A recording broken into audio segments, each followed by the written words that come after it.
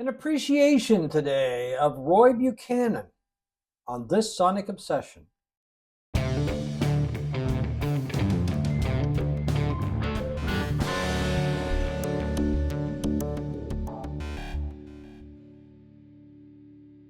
Hello, folks. Right here is John Whidden. Right over there is Steve McLeod, actually to my left. But anyway, today we are going to talk about a guitar player that we both really like, really admire, and really I've been disappointed over the years that he's become somewhat forgotten. Never a big star. Always appreciated, I think, more by other guitar players than the general public. And guitar aficionados, in the 1970s in particular. The person we're talking about, of course, is Roy Buchanan. So my first introduction to Roy Buchanan came through a cousin of mine who said, you got to check this guy out. He's just an amazing guitar player. So anyway, I went out and I bought You're Not Alone, a Roy Buchanan album from, I believe, 1978. And to tell you the truth, it didn't knock me over or anything. I was a little disappointed in it, to be honest with you. But anyway, my cousin, Ken McCormick, a great music fan, who has sadly passed away a few years ago, said, well, check out a couple of these other albums that I've got. So, and he had a lot of cassettes and stuff. So I did, totally blown away by him. And I think if I remember correctly, it would have been Livestock and A Street Called Straight and the first album. You've got a couple of, not the Black album I called it. It's just says Roy Buchanan. This is his 1971 debut, 72 debut on Polydor Records, self-titled. And then this was his second album, came out in 1973, again on Polydor, just called Second, is it? I think it was just called the second album. Second album, yeah. And then a couple of others. This one in 74, In the Beginning. Again, and that is a great back shot, of him. Yeah. And again on Polydor. And then he moved over to, where did he move over to? We Music. This is, I think, came out in 1976. A Street Called Straight, and I assume it refers to his, maybe he was on the wagon, not drinking. Could have been, yeah. During that period. I always have anyway. I'm assuming that's his son. I'm not sure. But he did have alcohol problems his entire life. His entire career, I should say.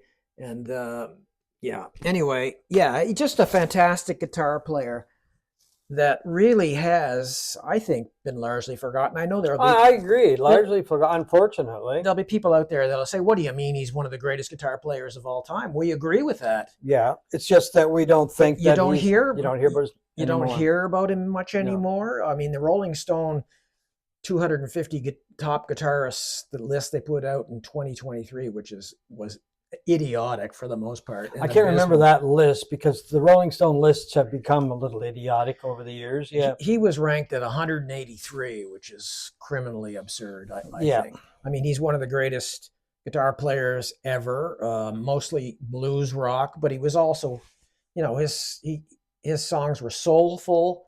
There was a lot of country. There was a lot of 50s kind of rockabilly, and well, that's kind of where he got his start, with that whole rockabilly and even the country, because Roy was actually, he grew up, I think he was born in Arkansas, in Ozark, Arkansas. Yeah, and then moved to Pixley, California, near Bakersfield. And that's where I was going with this, because you hear that Bakersfield sound, that Telecaster sound, in a lot of his music. And he, for the most part, played a Telecaster. He did play other guitars, but the Telecaster was his go-to guitar player. Which was kind of an unusual choice back in the 1970s, because all the great guitar gods either played a Gibson or a Strat, right? Yeah. And to have a guy playing that kind of lead guitar on a Telecaster was really kind of eye-opening. And well, it was the sound that he got from it. I did an interview with him in 1981, and we'll get to that in a bit, but I think he said in the interview he liked that screeching sound that he got from the Telecaster, and he did get a screeching sound. Well, when people say he could make his guitar cry, he literally could. Oh, he did, yeah. He was a very emotive player that just an amazing string bender in much the way that David Gilmour is. And he could make that thing sing and cry, and he did it mostly without pedals. He didn't use effects. It was his hands that he was Yeah, it was his hand. We both saw him live, and we'll get to that in a minute or so too. But I don't remember him having any pedals. Yeah. I mean, these days when you look at a lot of guitar players, down at their feet looks like the controls for a spaceship or Yeah. something. I mean, it is bizarre. But he did spend some time in Canada. There's a Canadian connection here because he toured with Dale Hawkins. I remember Susie Q and My Babe. And he did play on My Babe, but I think it was bass. It wasn't guitar.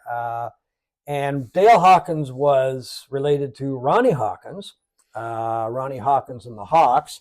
And when Roy was in Canada, he was hanging out with the Hawks at the time. And one of those guys was Robbie Robertson. And he became a mentor to Robbie Robertson. And Robbie picked up everything I've read over the years. Robbie picked up quite a bit from Roy. And the interesting thing is, Robbie Robertson, for the most part, years, most of the time, you see him with a Telecaster as well. And then you do see the odd time he plays a Stratocaster. I don't know if he played the Telecaster because of Roy, but his sound, if you listen to Robbie, he has that high ringing sound throughout his playing, which that Roy to me, he must have got that from Roy Buchanan. Oh, definitely influenced by Roy Buchanan. Yeah.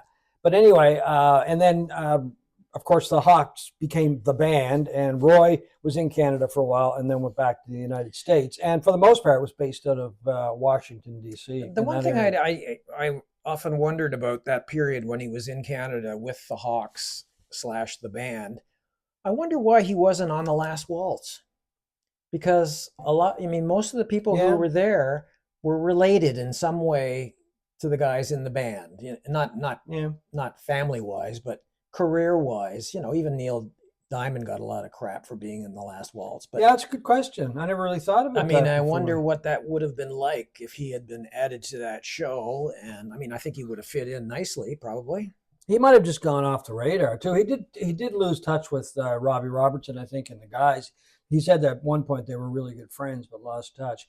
He was asked to join the Rolling Stones. Mm-hmm. That's one of the parts of the huge part of the Roy Buchanan legend. And in the interview, after Brian Jones died, I did ask him about that when I did the interview with him, and I got a couple of comments here, so I thought I'd better write them down so I didn't get them incorrectly. So after Jones died, he was asked, but he said, I wanted to do a few of my own things. He said, I wasn't sorry. He wasn't sorry. He liked at the time what he was doing. He said he didn't feel like a Rolling Stone. And then he kind of quipped, well, the guy that took the job did quit. And that was Mick Taylor, of course. He certainly didn't look like one of the Stones, that's for sure. Very plain looking, very, I think when we saw him, the night we saw him, I think he was wearing like polyester pants or something. Just looked like Joe. Yeah, he looked like he could have been working at the post office or something, right? He said, keeping my sanity is more important than having the money. And he said of the Stones, they keep a hard pace going.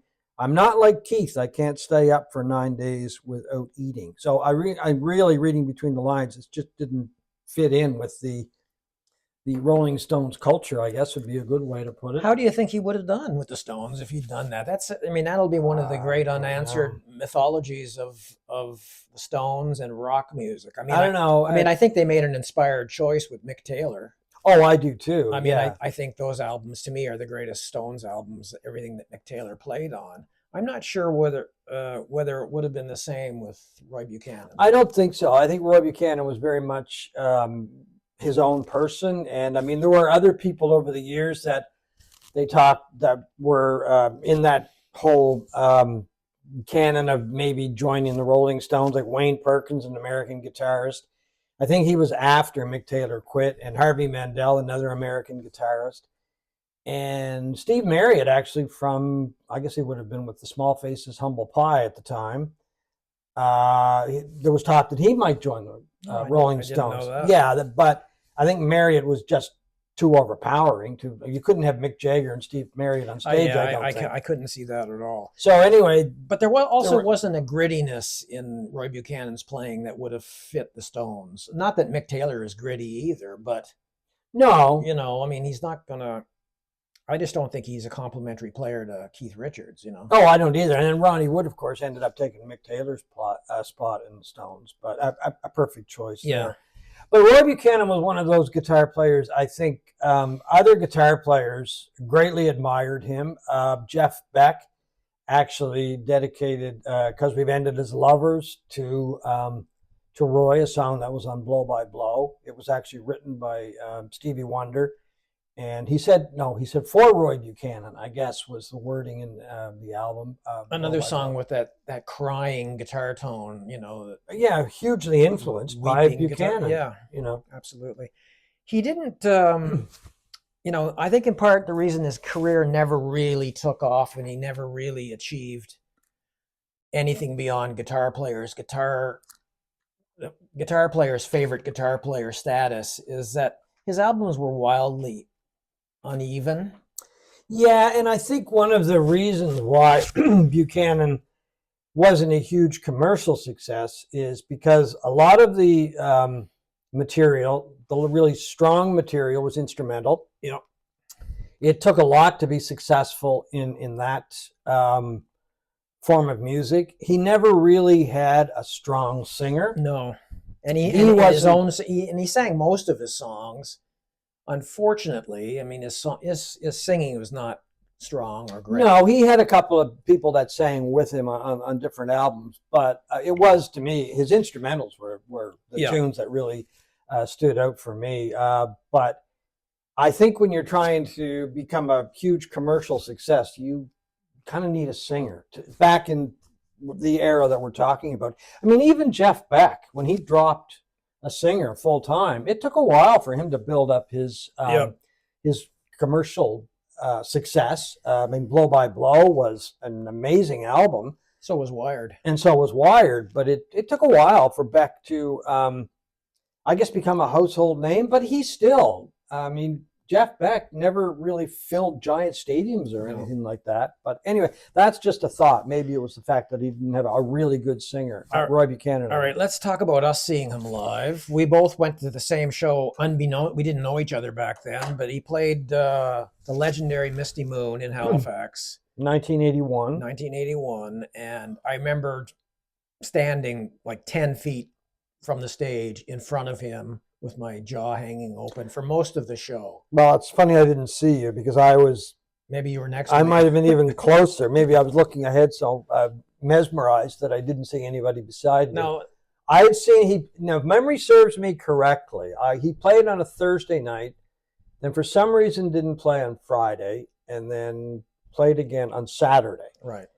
Now, I don't know why he didn't play on Friday night, but anyway, I saw him Thursday night. I think I saw him Saturday, actually. And I was mesmerized. I had never seen anyone do to a guitar or play with a guitar the way that he did, or play a guitar the way he did. I'm tongue-tied here. See, I'm getting all... You're getting excited again. Getting excited again, yeah. He was just incredible. He was bending strings and he was getting this... He was playing sound that I'd never heard. Memory over the last 40 years has been damaged quite a bit. Oh yeah, over the years. But my memory is that he was at one point playing slide guitar with a beer bottle that he was drinking out of. Okay, that wasn't. I wasn't. No. He did play with a beer bottle, and I was just. And as I said, my cousin who had told me about Roy Buchanan years before I saw him. I don't think he was there that night either, but. We were talking about the show, or after seeing him live, and both of us were just gobsmacked that this guy was like, how can anybody human do this to a guitar and make it sound so good? Mm-hmm. And it was loud, and he was just playing, I don't know, it was just an incredible sound, very hard to describe. He would play a rocker, and then he would play blues, and then a little jazz influence would creep in there, and country. The old chicken picking. Yeah, chicken picking they music. called it. he was doing everything to that guitar, and it was like he became, or the guitar became part of him. I mean, there was one person on stage, but it was just that they blended together. It was an incredible show, one of the most incredible shows I've ever seen. The only two people I've ever seen that even come close to playing the guitar the way he did that night, and I saw both of these guys later, was Jeff Beck and Sonny Landreth.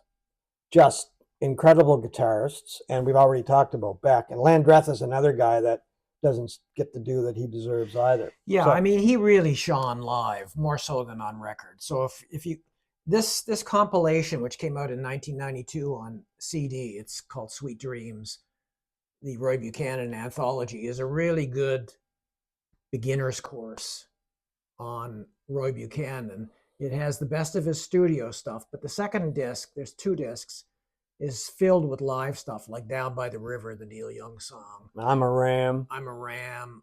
I'm Evil. Soul Dressing. Hey Joe. And there's a tune on there. It's a dual soliloquy. Yeah. And it was unreleased. And it's just Roy playing guitar. And it is just a beautiful piece of music. And it just shows his versatility. Now, getting back to the show that night at the Moon, he came into the studio. I was working at C100 at the time. He came into for an interview. And I sat down and I said, Roy, I said, what you did last night with that guitar was just mind-blowing. I said, I've never seen anyone get the sounds out of that guitar that you did. And he kind of sheepishly put his head down and said, oh, really? And I went, yeah. And he said, well, he said, I'd been drinking quite a bit and I was really tired, so I don't really remember the show that well. And anyway, just an incredible show. And we should say that, alcohol did not treat Roy Buchanan very No, that was an kindly. issue throughout his life. Yeah. He had periods of sobriety, but would fall off the wagon. And in 1988, he was picked up by police, drunk, and thrown in the drunk tank in, where was it? Fairfax, Virginia? Yeah. Fairfax, Virginia, I believe, yeah. Near Washington, I guess. Yeah. And he hanged himself. Yeah, they found him in his cell. I think his 40, shirt was tied around his neck. 48 years old. And some people have questioned whether or not it was suicide. I think everybody does when there's a suicide, don't they? A famous person commits suicide, they just assume that conspiracy theory or something. It was questioned, but I don't know if there was ever if it went any further than that. Members of his family apparently and some of the people he played with questioned it, but he did have a problem with alcohol. That's well known. A terrible way to go. That's for darn sure. And he, I don't know if it's safe to say that he had a resurgence in his career, but he had gone through a few labels, mainly Polydor, and you had mentioned the last he was signed to Alligator Records. Alligator, yeah. And did some really good work with Alligator. Here's one of the albums, When a Guitar Plays the Blues. And that's a really good album. And well, it was when he got to Alligator, it was the first time he'd ever been allowed to go into the studio and do the kind of music that he wanted to do. Yeah, it was the folks at Alligator. He never liked his own albums. No, not very much, anyway. No, I'm trying to think. Bruce Iglauer, I think I'm not even sure how you got to pronounce it, at Alligator Records. I think over the years has given a lot of his acts that freedom to do that. So anyway, and here's another one, and I'm not sure how he ended up on Attic Records, but it's called My Babe, and Attic Records, I think, is Canadian, right? I'm not sure. Yes, it was. Yeah. These are the kind of pants he was wearing live on stage. Yeah. The old double knit polyester pants from the 1970s. Yeah, and he autographed that for me. He said, "Keep up the good work, John." Roy Buchanan. Because he really was a real gentleman and very soft spoken. Was funny in some of his comments. Really liked to talk. Really appreciated the interview and the time that we spent together. And it's just a really nice guy. And I was really, when I heard that he passed away, I was like, oh God, what a shame, But and especially at 48 years old, because I mean, he still had a lot of energy left, and it's kind of one of those question marks. Where would he have gone, right? Yeah. Playing guitar. Hendrix was a big influence on Roy Buchanan as well. He really liked Hendrix because Hey Joe, exactly, not a Hendrix song, but If 6 Was 9, a cover he did on this album as well. yeah, on Hey Hendrix. Joe was kind of Hey Joe's associated with Hendrix, but it Yeah. wasn't a Jimi Hendrix song. But a shame that he died at 48 years old. He did leave an incredible legacy, though. There is another compilation that Alligator Records put out as well. That is worth checking out because that's his the stuff that he did later on in life. I don't know if it was ever released on vinyl. It is on CD. But anyway, just an incredible guitar player. Both of us, when we saw him live, were just amazed. And when I think of it, I'm like, oh my God. Because I've seen film of him. I think it's a Austin City Limits show, which you could probably find online. Yeah, it's on YouTube. He's playing guitar with one hand. And it sounds like there's 4 or 5 guitars. And he's just standing there with his right hand hanging down by his side, and he's playing with his left. It's just incredible what he could do with 6 strings. Just totally blew us both away years ago, and still does. So anyway, that is our appreciation of Roy Buchanan on this Sonic Obsession.